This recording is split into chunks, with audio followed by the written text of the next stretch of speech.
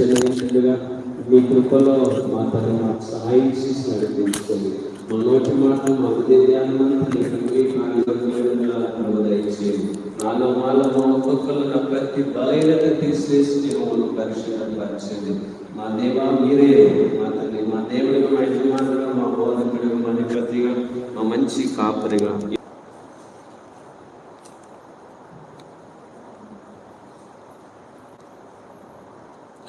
మత్తయి సువార్త 27వ అధ్యాయం 32వ వచనం నుంచి 44వ వచనం వరకు చదువుకుందాం. పరిశుద్ధ గ్రంథం బైబిల్లో నుంచి మత్తయి సువార్త 27వ అధ్యాయం 32వ వచనం నుంచి 44వ వచనం వరకు వాక్య భాగాన్ని చదువుకుందాం. వారు వెలుచుండగా కురేనీయుడైన సీమోను అను ఒకడు కనబడగా ఆయన సిలువ మోయుటకు అతనిని బలవంతము చేసిరి. వారు కపాల స్థలమును అర్థమిచ్చి గొల్గొతా అనబడిన చోటికి వచ్చి చేదు కలిపిన ద్రాక్షరసమును ఆయనకు త్రాగనిచ్చిరి, కానీ ఆయన దానిని రుచి చూచి త్రాగనొల్లకపోయింది. వారు ఆయన్ను సిలువ వేసిన పిమ్మట చీట్లు వేసి ఆయన వస్త్రములు పంచుకొనిరి. అంతటా వారక్కడ కూర్చొని ఆయనకు కావలి ఉండిరి. ఇతడు యూదుల రాజైన యేసు అని ఆయన మీద మోపబడిన నేరం వ్రాసి ఆయన తలకు పైగా ఉంచిరి. మరి కుడివైపున ఒకడును ఎడమ వైపున ఒకడును ఇద్దరు బందిపోటు దొంగలు ఆయనతో కూడా సిలువ వేయబడిరి. ఆ మార్గమున వెళ్ళుచుండిన వారు తలలోచుచు, దేవాలయమును పడగొట్టి 3 దినములలో కట్టువాడా, నిన్నువే రక్షించుకొనుము. నీవు దేవుని కుమారుడవైతే సిలువ మీద నుండి దిగుమని చెప్పుచు ఆయనను దూషించిరి. అలాగే శాస్త్రులను, పెద్దలను, ప్రధాన యాజకులను కూడా ఆయనను అపహాసించుచు, వీడు ఇతరులను రక్షించెను, తన్ను తానే రక్షించుకొనలేడు. ఇశ్రాయేలు రాజు గదా, ఇప్పుడు సిలువ మీద నుండి దిగిన యెడల వాని నమ్ముదుము. వాడు దేవుని యందు విశ్వాసం ఉంచెను. నేను దేవుని కుమారుడనని చెప్పాను గనక ఆయనకిష్టుడైతే ఆయన ఇప్పుడు వానిని తప్పించునని చెప్పిరి. ఆయనతో కూడా సిలువ వేయబడిన బందిపోటు దొంగలను అలాగే ఆయనను నిందించిరి. చదువుబడిన వాక్యము దేవుడు మన వెనికిల్లో దీవించి ఆశీర్వదించునుగాక. దేవునికి స్తోత్రములు, దేవుని నామానికి మహిమ కలుగునుగాక. ప్రియమైన దేవుని సంగమా, దేవుని సన్నిధిని ప్రేమించి కుడి వచ్చిన మీకందరికీ ప్రభువైన యేసుక్రీస్తు నామములో వందనాలు తెలియజేస్తున్నాను. దేవుడిచ్చినటువంటి గొప్ప అవకాశాన్ని బట్టి దేవునికి స్తోత్రములు, ఘనత, మహిమ, ప్రభావములు దేవునికే చెలునుగాక. ప్రియమైన దేవుని సంగమా, చదువుకున్నటువంటి వాక్య భాగము కొన్ని నిమిషాలు మనం ధ్యానించుకుందాం. పరిశుద్ధ గ్రంథం బైబిల్లో మత్తయి సువార్త 27వ అధ్యాయం 32వ వచనం నుంచి 44వ వచనం వరకు. 32వ వచనంలో పల్లెటూరి వాడైన కురేనీయుడైన సీమోను యెరూషలేము పట్టణానికి పస్కా పండుగ ఆచరించడానికి వచ్చినప్పుడు అకస్మాత్తుగా సిలువను మోసే అవకాశం, యేసు ప్రభువు మోసే సిలువను ఈ కురేనీయుడైన సీమోను సిలువను మోసే అవకాశం దక్కింది. ఏం మోసే అవకాశం? సిలువను మోసే అవకాశం దక్కడం. ఆయన వచ్చింది పస్కా పండుగకు, కానీ ఏ ధన్యత దక్కింది? సిలువను మోసే ధన్యత దక్కింది కదా. చాలామందికి ఈ ధన్యత లేకపోవచ్చు, చాలామందికి ఈ ధన్యత లేకపోవచ్చు. దేవుడు మనకు సెలవిస్తూ ఉన్నాడు, అనుదినం మనల్ని మనం తగ్గించుకొని మన సిలువను ఎత్తుకొని ఎవరిని వెంబడించాలి? యేసయ్యను వెంబడించాలి. కురేనీయుడైన సీమోను యేసు ప్రభు సిలువను ఎత్తుకొని యేసు ప్రభు వెంబడి నడిచినట్లుగా, దేవుని మార్గంలో నడిచినట్లుగా, అతడు సిలువ మోయడానికి సైనికులు బలవంత పెట్టినట్లుగా దేవుని వాక్యంలో మనం చూడగలుగుతాం. అతని కుటుంబము దేవుని సేవకు అంకితమై, ఎవరి సేవకు? దేవుని సేవకు అంకితమై, అతని భార్య కురేనీయుడైన సీమోను భార్య పల్లెటూరు వాడైనప్పటికీ అతని భార్య భక్తుడు పౌలుకే తల్లిగా మారింది. ఎవరికి తల్లిగా? ఆయనను కనిపించిన తల్లి ఎవరో ఏమో కానీ ఆధ్యాత్మికంగా దైవికంగా పౌలు భక్తునికే ఏమైంది? తల్లిగా మారింది. ప్రేమైన దేవుని బిడ్డ, అంత గొప్ప పరిచర్య చేసినటువంటి ఆమె, వారిద్దరికీ ఇద్దరు కుమారులు. వాళ్ళు కూడా గొప్ప పరిచర్య చేసినటువంటి వాళ్ళు, పరిచర్యలో బాగా ప్రయాసపడినటువంటి వాళ్ళు, దేవుని కోసము జీవవాకులు చేత పట్టుకుని లోకమందు జ్యోతులుగా కనబడిన వాళ్ళు. ఆఫ్రికా ఖండములో, ఏ ఖండములో?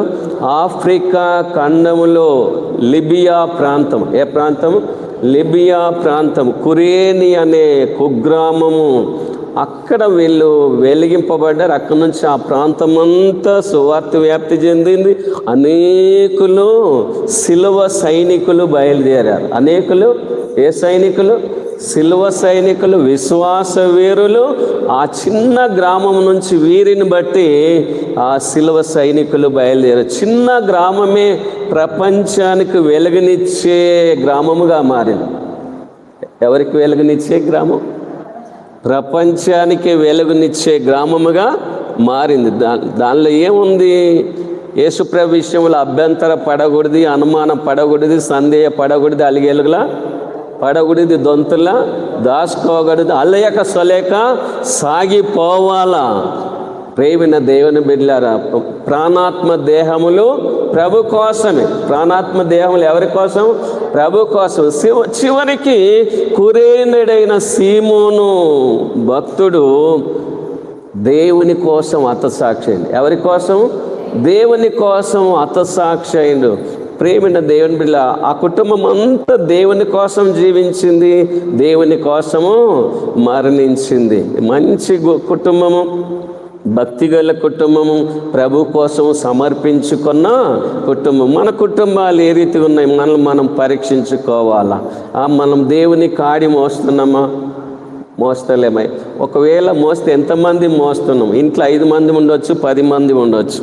ఎంతమంది మీ దేవుని కాడిని మోస్తున్నాము అనేది కూడా మనం పరీక్షించుకోవాలా. మోషే, అహరోను, మిరియాము వారి తల్లిదండ్రులు కూడా దేవుని కాడి మోసారు. ఎవరి కాడి మోసారు? దేవుని కాడి మోసారు. ఇక్కడ కురేనీడైన సీమోను కుటుంబం అంతా ఎవరి కాడి మోసారు? దేవుని కాడి మోసారు. దేవుని వాక్యం చెప్తుంది, ప్రయాసపడి భారం మోసుకొనిచున్న సమస్త జనులారా, నా దగ్గర నేను మీకు విశ్రాంతిని కలగజేతును. నేను సాత్వికుడను, దీన మనసు గలవాడను కనుక నా కాడి మీ మీద ఎత్తుకొని ఏం చేయాలా? నేర్చుకోవాలి. ఎవరి కాడి ఎత్తుకోవాలా? దేవుని కాడి ఎత్తుకోవాలి. యవ్వన కాలమున నరుడు దేవుని కాడి మోయిట మేలు. ఏ కాలన? యవ్వన కాలమున యవ్వనస్తులు ఎవరి కాడి మోయిట మేలు? దేవుని కాడి మోయిట మేలు. కానీ దినాల్లో యవ్వనస్తులకు బోలెడని రకరకాల ఆశలు. దేవుని కాడి మోసేటోళ్ళు చాలా అరుదు కదా. ప్రేమైన దేవుని బిడ్డలారా, సెల్ ఫోన్కు, ల్యాప్టాప్కు, ఇంకా కంప్యూటర్కు, వేరే వేరే వాటికి అట్రాక్ట్ అయిపోయారు, అడిక్ట్ అయిపోయారు. కాబట్టి ఆ బానిసత్వం నుంచి విడుదల పొందాలి. యేసు ప్రభుకు అట్రాక్ట్ కావాలా, యేసు ప్రభుకు సమర్పించుకోవాలా, యేసు ప్రభు కాడి మోయాలి. కాడి మోస్తే ఏమని పాట పాడాలిగా? యేసుని కొరకై ఇలా జీవించేద బాసురముగా నేను అనుదినము. ప్రేమిన దేవుని బిడ్డలారా, దేవుని కాడి మోసేటోళ్ళు నేటి దినాన కావాలి. దేవుని మందిరంలో ప్రార్థన చేసేటోళ్ళు ఎంతమంది కావాలన్నా? 100 మంది. ఒక్కొక్కరు కనీసం అంటే ఎంత ప్రార్థన చేసేటోళ్ళు? ఒక్కొక్కరు మినిమం ఎంత ప్రార్థన? 100 మంది ప్రార్థన చేసేటోళ్ళు, 100 మంది ప్రార్థన వీరులు. మినిమం ప్రార్థన ఒక్కరు ఎంత ప్రార్థన చేయాలి? 1 అవర్. ఎంత? 1 అవర్. మంట పెడితేనే కదా పొయ్యిలో మంట పెడితేనే కదా పొయ్యి మీద వంట అయ్యేది కదా. ఇప్పుడు ఏ మంట పెట్టాలి? ప్రార్థన మంట పెట్టాలి. ఏ సంఘం పెట్టాలి? మన పొరుగు సంఘాల మనమా? కాబట్టి వంగిన మోకాలు పండుగ, వంగని మోకాలు. చాలామంది గుడి చూసి మురిసిపోతారు, లైట్లు చూసి మురిసిపోతారు, ఫ్యాన్లు చూసి మురిసిపోతారు, బెంచీలు చూసి మురిసిపోతారు, అవసరమైతే ఫోటోలు దిగి తెగ మురిసిపోతారు. అది ఇక్కడ మోకరించి మినిమం నీకు అవకాశం దొరికింది అనుకోండి, మోకరించి ఎంత ప్రార్థన చేసేటోళ్ళు కావాలి మీరు. దేవుని మందిరం సమస్త జనులకు ప్రార్థన మందిరం. కాబట్టి నీకు అవకాశం దొరికింది అనుకోండి, ఒకవేళ అవకాశం కల్పించుకున్నాం అనుకోండి, ఎంత ప్రార్థన చేయాలా? కనీసం అంటే 1 hour. కనీసం అంటే న్యాయానికి ధర్మానికి ఇమానంకు ఎంత ప్రార్థన చేయాలి? ఈ మాటలు మీరు ఇంటికాడ పోయినా కూడా బాగా ఆలోచన చేయండి. ఏంటి ఇంతగానము, ఇది మర్మం ఏమై ఉంటుంది కదా? ప్రేమిన దేవుని బిడ్డలు, ఇది గొప్ప మర్మం. ఇది ఏ మర్మము? గొప్ప మర్మం. కాబట్టి మన సంఘాలు నామకార్థ సంఘాలుగా మిగిలిపోకూడదు, ఆచార క్రైస్తవ సంఘాలుగా మిగిలిపోకూడదు, పైకి భక్తి ఉండి శక్తిని ఆశ్రయించిన సంఘాలుగా ఉండకూడదు, వేషధారణ సంఘాలుగా, నటన సంఘాలుగా ఉండకూడదు. శాస్త్రులు పరిశీలంట సున్నము కొట్టిన సమాధులను పోలి ఉన్నారంట. మనం అట్లా ఉండకూడదు. వాళ్ళ శాస్త్రుల పరిశీలు ఎట్లుండినారు? సున్నము కొట్టిన సమాధులకు సున్నం వేస్తాం, లోపల ఏముంటాయి? కుళ్ళిపోయిన శవాలు, ఎముకలు. ప్రియమైన దేవుని బిడ్డలారా, కాబట్టి మేడి పండు చూడు మేలమైండును, పొట్ట విప్పి చూడు పురుగులుండును, పిరికి వాని మదిని బింకమేలాగరా విశ్వదాభిరామ. కాబట్టి ప్రియమైన దేవుని బిడ్డలారా, కాబట్టి మనం పైకి భక్తి ఉండి శక్తిని ఆశ్రయించకపోతే మరి ప్రయోజనం ఏమీ లేదు. కాబట్టి మినిమం ఎంత? మినిమం మీరు ఏమన్నా అనుకోండి, గుర్లుతే గుండి కానీ మార్కులు అయితే వేయండి. ప్రియమైన దేవుని బిడ్డలు, గులిగితే గుల్లగండి కానీ ఏమేయండి? మార్కులు వేయండి. ఎప్పుడు వేస్తారు? బాగా ఆలోచన చేసిన తర్వాత అది న్యాయం అనిపిస్తే, అది ధర్మం అనిపిస్తే, అది మంచిది అనిపిస్తే అప్పుడు మార్కులు వేయండి. అప్పుడు దాకా గొలుగుతూనే ఉండండి. నేను ఇట్లయే గెలుకుతూనే ఉంటా కదా. ప్రియమైన దేవుని బిడ్డలారా, మీరు వినువారు మాత్రమై ఉండి మిమ్మల్ని మీరు మోసపుచ్చుకొనకుండా వాక్య ప్రకారము నడుచుకునే వాళ్ళు ఉండాలి. దేని ప్రకారం? వాక్య ప్రకారం నడుచుకునే వారై ఉండాలి. ప్రేమైన దేవుని బిడ్డలు, అంత్య దినాల్లో, చివరి దినాల్లో, కడవరి దినాల్లో, దుర్దినాల్లో, అపాయకరమైన కాలంలో ఉంటా ఉన్నాం. ఇశ్రాయేలు దేశం ఏమని ప్రార్థన చేస్తుంది? ప్రభువా తొందరగా రా అంటే వాళ్ళు ఎంత సిద్ధపడ్డారో ప్రభు రాకడ కొరకు కదా. ఇప్పుడు మనం ప్రభు రాకడ కొరకు సిద్ధపడాలి. అన్నిటి అంతం సమీపించినది కనుక మీరు స్వస్థ బుద్ధి గల వారై ప్రార్థనలు చేయుటకు మెలకగా ఉండాలి. ప్రియమైన దేవుని బిడ్డలారా, ఈ కుటుంబం కురేనీడైన సీమోను కుటుంబము దేవునికి అంకితమైంది, దేవుని కోసం జీవించింది, దేవుని కాడి మోసింది. అక్కడ 33 వచనం నుంచి, వారు కపాల స్థలమని అర్థమించి గొల్గొతనబడిన చోటికి వచ్చి చేదు కలిపిన ద్రాక్షరసమును ఆయనకు త్రాగనిచ్చిరి గాని ఆయన దానిని రుచి చూచి త్రాగనొల్లకపోయాను. ఇది నేరస్తులకు మత్తు పానీయము, పేషెంట్లకు మత్తు ఇచ్చినట్లుగా ఈ నేరస్తులకు అరితిగా మత్తిచ్చి ఆ సిలువ వేసే ఆ దినాలు. అయితే ప్రియమైన దేవుని బిడ్డలారా, ఈయనకు ఆ చేదు ద్రాక్షరసం ఇచ్చారు కానీ ఆయన దానిని త్రాగలేకపోయాడు. ప్రియమైన దేవుని బిడ్డలారా, 35 వచనం, వారు ఆయనను సిలువ వేసిన పిమ్మట చీట్లు వేసి ఆయన వస్త్రములు పంచు. మీ బైబిల్ ఉందా లేదా? యేసు ప్రభువును సిలువ వేసిన పిమ్మట సిలువకి వెయ్యాలని కేకలేశారు, వాళ్ళ కేకలే గెలిచాయి. కొరడా దెబ్బలు కొట్టాలి, సిలువకి వెయ్యాలని పిలాతు అనుమతి ఇచ్చాడు. ఇప్పుడు అధికార మందిరంలోనికి వెళ్ళి ఆయనను సిద్ధపరిచి ఆయన మీద సిలువను ఎత్తి మోపిస్తున్న సమయంలో అకస్మాత్తుగా ఎవరు వచ్చారు?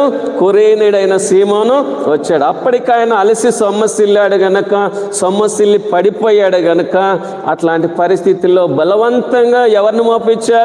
కురేనీడైన సీమోనును సిలువ కొంత దూరము మోయించారు. తర్వాత ఎవరు మోసారు? యేసే మోసాడు. ప్రియమైన దేవుని బిడ్డలారా, అలా యేసు ప్రభు తన సిలువను మోస్తూ గొల్గొత కొండకు వచ్చేసాడు. కపాల స్థలం అనే కల్వరి స్థలంకు వచ్చేసాడు. అక్కడ ఆయనకు చేదు ద్రాక్షరసం ఇచ్చారు కానీ ఆయన దానిని పుచ్చుకోలేదు. ఏ ద్రాక్షరసం అది? చేదు ద్రాక్షరసం ఇచ్చారు కానీ ఆయన దానిని పుచ్చుకొనలేదు. అయితే ఆయనను సిలువ వేసిన పిమ్మట, సిలువకి వేశారు అంతే. యేసయ్య సిలువ మోయడం తప్పించుకోలేదు. యేసయ్య ఏం తప్పించుకోలేదు?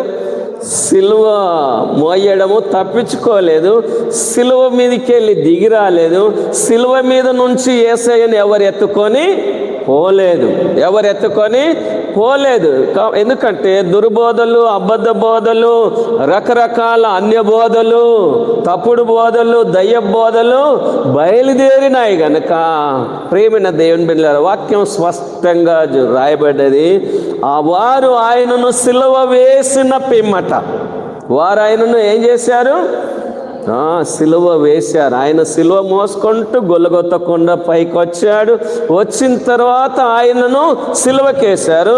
సిలువ వేసిన పిమ్మట చీట్లు వేసి ఆయన వస్త్రములు పంచుకొన్నారు. అది ఆనాటి సైనికుల అలవాటు, పద్ధతి, సాంప్రదాయం. ఓకే, 36 వచ్చి అంతటా వారు అక్కడ కూర్చోండి ఆయనకు కావలి.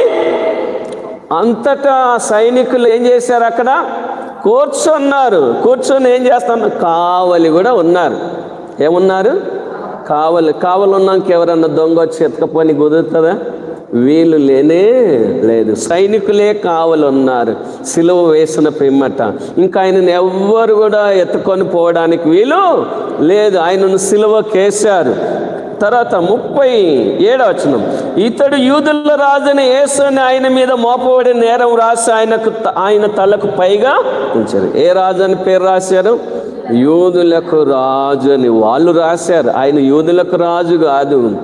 ప్రేమైన జ్ఞానులు కూడా అడిగారు, యూదులకు రాజుగా పుట్టినవాడు ఎక్కడ? మేము తూర్పు దిక్కున నక్షత్రం చూసి ఆయనను కనుగొనడానికి వచ్చాం, మొక్కిపోవడానికి, ఆరాధించడానికి వచ్చామని చెప్పారు. ఆయన రాజులకు రాజు, ప్రభువులకు ప్రభు. ఆయన శ్రీమంతుడు, అద్వితీయ సత్య దేవుడు, రాజులకు రాజు, ప్రభువులకు ప్రభు అయిన దేవుడు. ఎవడును సమీపింపరాని తేజస్సుతో అమరత్వము గలవాడయ్యున్న దేవుడు. ఇతడు యూదుల రాజు అయిన యేసు అని ఆయన మీద మోపబడిన నేరం రాసి ఆయన తలకు పైగా ఉంచిరి. 38వ వచనం, మరియు కుడి వైపున ఒకడును ఎడమ వైపున ఒకడును ఇద్దరు బందిపోటు దొంగలు ఆయనతో కూడా ఆయనను సిలువకేశారు. ఆయన బట్టల కోసం చీట్లు వేశారు. సైనికులు అక్కడ కావలి ఉన్నారు. ఆయనతో పాటు ఇద్దరు బందిపోటు దొంగలను ఏం చేశారు? సిలువకేశారు. అంటే ఇది మొత్తం ఇప్పుడు ఎంతమందిని వేశారు సిలువకు? 3. అందులో 2 నేరస్తులు.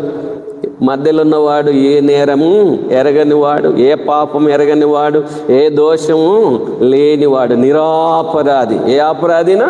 నిరాపరాధి, నీతిమంతుడు. పిలాతు భార్య కూడా చెప్పింది, ఆ నీతిమంతుని జోలికి పోవద్దు. ఈరోజు నేను ఆయనను రాత్రిలో కలలోగా అన్నాను కాబట్టి ఆయన జోలికి పోవద్దు, ఆయన నీతిమంతుడు. ఇట్లా భక్తులు పరిశుద్ధ గ్రంథం బైబిల్లో ఎంతోమంది. పోని ఆయనను 30 వెండి నాణ్యాలకు అప్పగించిన ద్రోహి అయిన ఇస్కరియోతు యూదు కూడా, అయ్యో నిరాపరాధిని అప్పగించి నేనేం చేశాను? పాపం చేశానని కదా. దొంగ కూడా, నేరస్తుడు కూడా సాక్ష్యం ఇస్తా ఉన్నాడు, ద్రోహి కూడా సాక్ష్యం ఇస్తా ఉన్నాడు. యేసయ్య ప్రేమిన దేవుని బిడ్డలు, నీతిమంతుడు, నిరాపరాధి, నేరస్తుల మధ్యలో సిలువకేయబడ్డాడు. నేరస్తుల్లో ఒకడుగా ఎంచబడ్డాడు కానీ నేరస్తుడు కాదు. ఓకే, 39వ వచనం, ఆ మార్గం వెళ్ళుచుండిన వారు తలలోచుచు దేవాలయం పడగొట్టి 3 దినములలో కట్టువాడా, నిన్ను నీవే రక్షించుకొనుము, నీవు దేవుని కుమారుడవైతే సిలువ మీద నుండి దిగుమని చెప్పొచ్చు ఆయనను దూషి. వీళ్ళు ఎంత బుద్ధిమంతులు. దారిని వైటోళ్ళు సప్పుడు దాకా ఒక ఇప్పుడు పోతూ అలా నోటి దురద. ఏ దురద? నోటి దురద. దేవాలయం పడగొట్టువాడా, ఇప్పుడు నువ్వు శిల మీదకి వెళ్ళి పోయిటోళ్ళు అలా పని మీద వాళ్ళు చక్కగా వెళ్ళొచ్చు కదా. కానీ యేసయ్యని దూషిస్తూ ఉన్నారు, యేసయ్యని ఎగతాళి చేస్తూ ఉన్నారు, యేసయ్యను అపహాస్యం చేస్తూ ఉన్నారు. యేసయ్యను ఇక నేను సిలువకేసాము, ఇక నువ్వు దిగడానికి వీలు లేదన్నట్లుగా ప్రియమైన దేవుని బిడ్డలారా, ఇప్పుడు నువ్వు దేవాలయం పడగొట్టేటోడు కదా, ఇప్పుడు శిలువ మీదకి వెళ్ళి దిగరా, మేము ఇప్పుడు చూసి అంటే అంతకుముందు చూసి నమ్మేదానికి అవకాశాలు లేకుండా లెక్కలేనన్న అద్భుత ఆశ్చర్య కార్యాలు యేసయ్య చేశాడు. ఇప్పుడు శిలువ మీదకి వెళ్ళి దిగొస్తే నిజంగా ఈ తోడు దొంగలు నమ్ముతారా? ప్రేమైన దేవుని బిడ్డల అవిశ్వాసుల ఎదుట, మూర్ఖుల ఎదుట ఎన్ని గొప్ప కార్యాలు చేసినా నమ్మరు. ఓకే, 39వ వచనము, ఆ మార్గమున వెళ్ళుచున్న వారు తలలుచుచు, దేవాలయాన్ని పడగొట్టి 3 దినములలో కట్టువాడా, నిన్ను నీవే రక్షించుకొనుము, నీవు దేవుని కుమారుడవైతే శిలువ మీద నుండి దిగుమని చెప్పుచు ఆయనను దూషించారు. ఇది ఒక గుంపు. ఓకే, 41వ వచనం, అలాగే శాస్త్రులను, పెద్దలను, ప్రధాన యాజకులను కూడా ఆయనను అపహాసించుచు, వాళ్ళేమో దూషించారు, వీళ్ళు ఏం చేస్తూ ఉన్నారు? అపహాస్యం చేస్తూ ఉన్నారు. వీళ్ళెవరు? శాస్త్రులు, పెద్దలు, ప్రధాన యాజకులు కూడా ఆయనను అపహాసించుచు, వీడి ఇతరులను రక్షించాను, తను తానే రక్షించుకొనలేడు. ఇశ్రాయేలు రాజు కదా, ఇప్పుడు శిలువ మీద నుండి దిగిన ఎడలా వాని నమ్ముతారా? వాళ్ళు నమ్మేదానికి ఎన్నో గొప్ప కార్యాలు కూడా చేశాడు. ఈ యుగ సంబంధమైన దేవత వారి మనోనేత్రాలకు ఏం కలగజేసింది? గురుడితనం కలగజేసింది గనక ప్రేమైన దేవుని బిడ్డలారా, వాళ్ళు నమ్మలేకపోయారు. వాళ్ళు భ్రష్ట మనసుకు అప్పగించబడ్డారు. ఏ మనసుకు? భ్రష్ట మనసుకు అప్పగించబడ్డారు. ఇప్పుడు నీవు ఇశ్రాయేలు రాజు కదా, ఇప్పుడు శిలువ మీదకి వెళ్ళి దిగొస్తే మేము నిన్ను చూచి నమ్మిన వారి కంటే చూడక నమ్మువారు ధన్యులు. ప్రేమిన దేవుని బిడ్డలారా. తర్వాత ఓకే, 43వ వచనం, వాడు దేవుని యందు విశ్వాసం ఉంచెను, నేను దేవుని కుమారుడనని చెప్పాను గనక ఆయనకిష్టుడైతే ఆయన ఇప్పుడు వానిని తప్పించునని చెప్పారు. ఆయన మనం నమ్మినా నమ్మకపోయినా యేసయ్య దేవుని కుమారుడు. దేవుడు ఒక్కడే, దేవునికి నరులకు మధ్యవర్తి ఒక్కడే, ఆయన క్రీస్తు యేసను నరుడు. ఇదిగో ఈయన నా ప్రియకుమారుడు, ఈయన యందు నేను ఆనందిస్తా ఉన్నాను, ఈయన మాట వినండి. అంతే. వింటే సొమ్ము, వినకపోతే దుమ్ము. వింటే సొమ్ము, వినకపోతే దుమ్ము. ఈ ఇంట్లో రేపు మా ఇంట్లో గుండు సూదికి గ్యారెంటీ ఉంది, ఈ గుండెకు గ్యారెంటీ లేదు. ఓకే, తర్వాత 44వ వచనం, ఆయనతో కూడా సిలువ వేయబడిన బందిపోటు దొంగలను, అలాగే ఆయనను 3 రకాల వర్గాలు, దారిన పోయేటోళ్లకు అలకగా అయిపోయాడు, దగ్గరున్న వాళ్ళకు కూడా చులకన అయిపోయాడు, ఆయనతో పాటు సిలువ వేయబడిన నేరస్తులకు కూడా చులకన అయిపోయాడు. ఎవరు? యేసయ్య. వీళ్ళన్న మాటలన్నీ తండ్రి అయిన దేవునికి వినబడడం లేదా? ఆయన చెవిటోడా, గుడ్డోడా, ఆయన మూగోడా? ఒక మాట చదవండి, 94వ కీర్తన 9వ వచనం, 94వ కీర్తన 9వ వచనం నుంచి,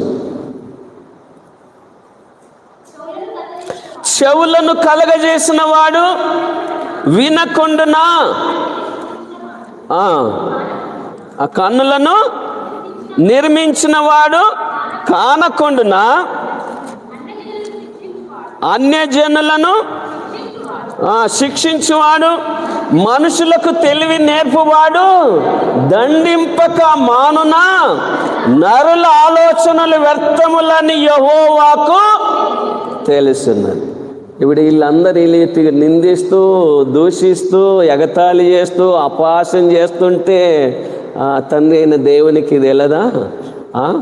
కన్నులు ఇచ్చినోడు ఆయనే, చెవులు ఇచ్చినోడు ఆయనే, మనిషిని నిర్మించింది కూడా ఆయన్ని. ఆయనకు మరుగైందంటే ఏమన్నా ఉన్నదా?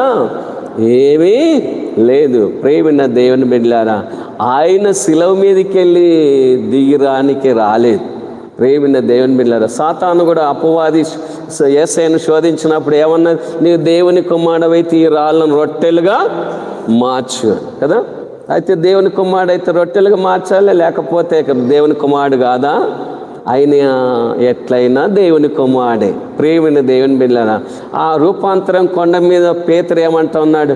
మోషే ఏలియాలు ప్రభుతో మాట్లాడుతున్నప్పుడు, ప్రభువా నీకు ఒక పర్ణశాల, మోషకొక పర్ణశాల, ఏలియాకొక పర్ణశాల, ముగ్గురికి 3 పర్ణశాలలు కట్టేస్తా, మనం ఇక్కడనే ఉన్నాం, నేను మీకు పరిచర్య చేస్తా, నేను కూడా మీకు ఆఫీస్ బాయ్గా ఉంటానన్నమాట. ఆయన రూపాంతరం కొండ మీద ఉండడానికి వచ్చిందా?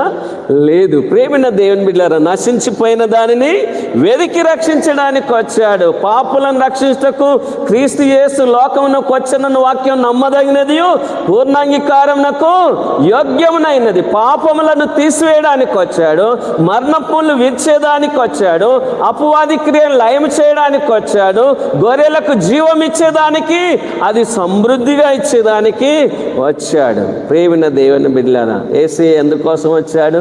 మనలను రక్షించడానికినే వచ్చాడు. ఒక మాట చదవండి, మత్తయి సువార్త 20:28 మత్తయి సువార్త 20:28.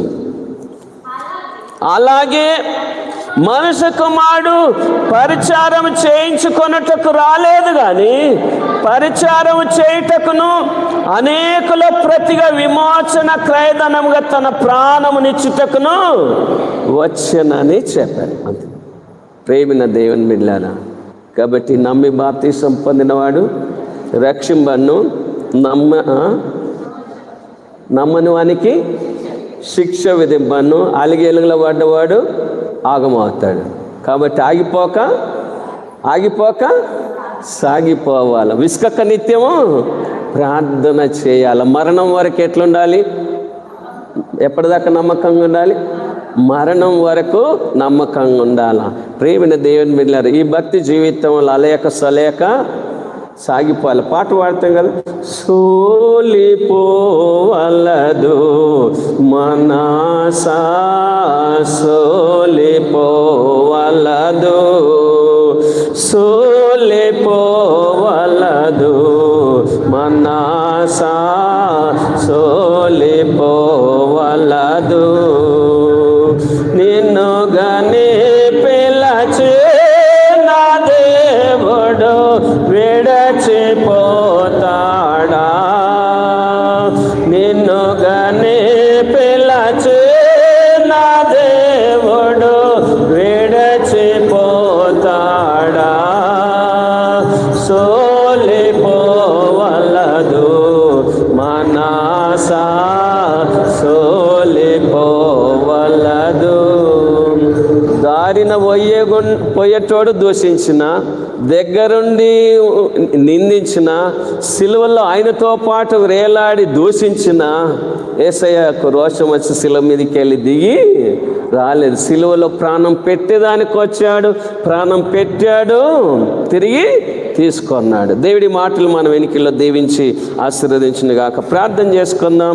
ప్రభు నేర్పిన ప్రార్థన ఆశీర్వాదంతో ముగించుకుందాం. దేవుని చిత్తమైతే రేపు శుక్రవారం 12 గంటలకు, ఎన్ని గంటలకు? 12 గంటలకు దేవుని మందిరంలో కలుసుకుందాం. ముగింపు ప్రార్థన ఎవరైనా ఒకరు ప్రార్థనలోనికి నడిపించండి.